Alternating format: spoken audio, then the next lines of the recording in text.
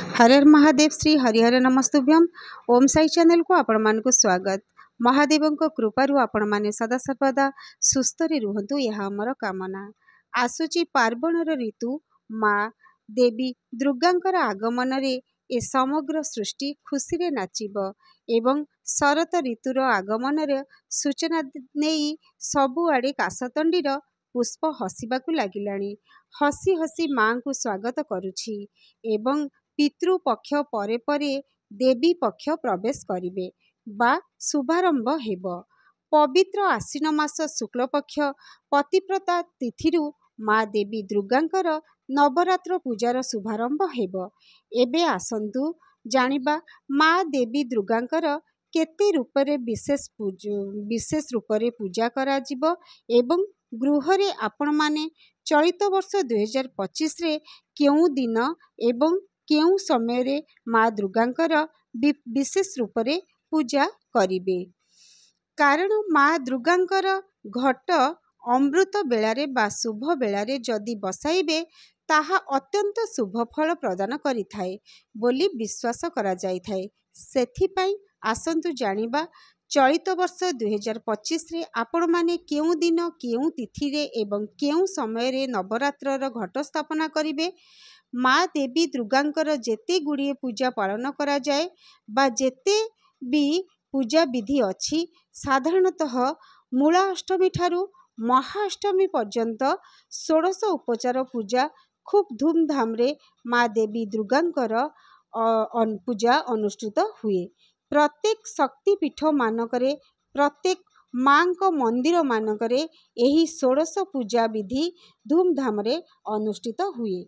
जेउ मानकर कुलदेवी माँ दुर्गा सेमाने मध्य निज गृहरे मांकर 16 उपचार विधि रे पूजा करिथांती एवं ता सहित एही नवरात्रर पूजा बा नवदिनात्मक पूजा जहाकू कुहा जाई थाए पवित्र आश्विन शुक्ल पक्षर प्रतिपदा तिथि ठारू आश्विन शुक्ल नवमी बा जहाकू आमे दुर्गा नवमी बोली कही थाउ।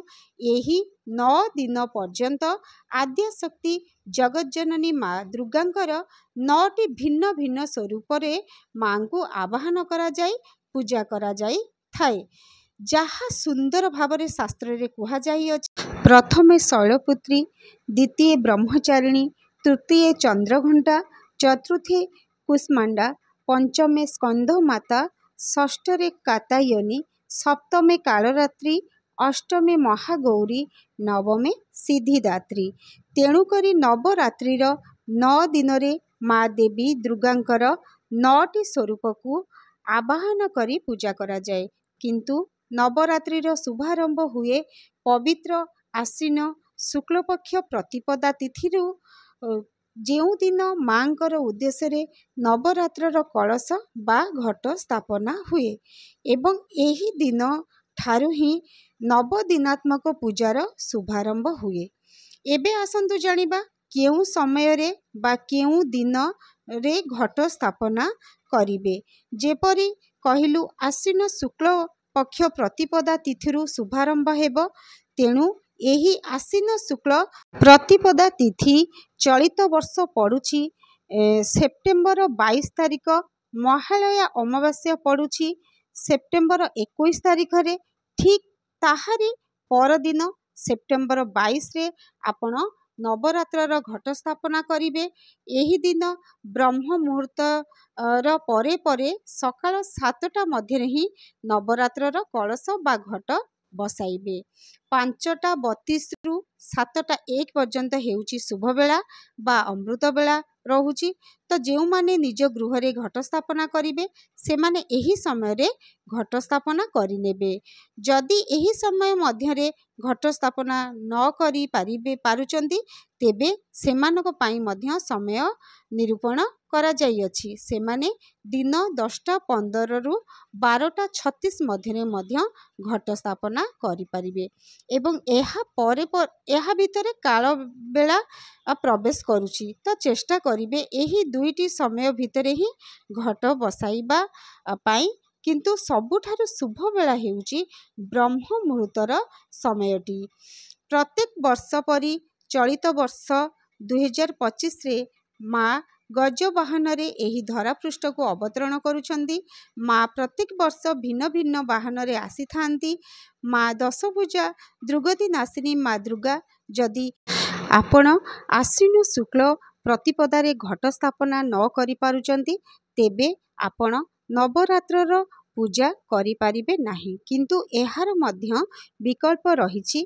पवित्र आश्विन शुक्ल षष्ठी दिन मध्य बसाई पारिबे, नचेत सप्तमी दिन बसाई पारिबे, अष्टमी दिन मध्य बसाई पारिबे, नचेत नवमी दिन मध्य घट स्थापना करी पूजा करि पारिबे एवं दशमी दिन घट विसर्जन करिनेबे। कारण ग्रंथरे जहा कुहा जाइछि माँ देवी दुर्गांकर 6 प्रकारर उपाय रे पूजा करा जाए पारिबो।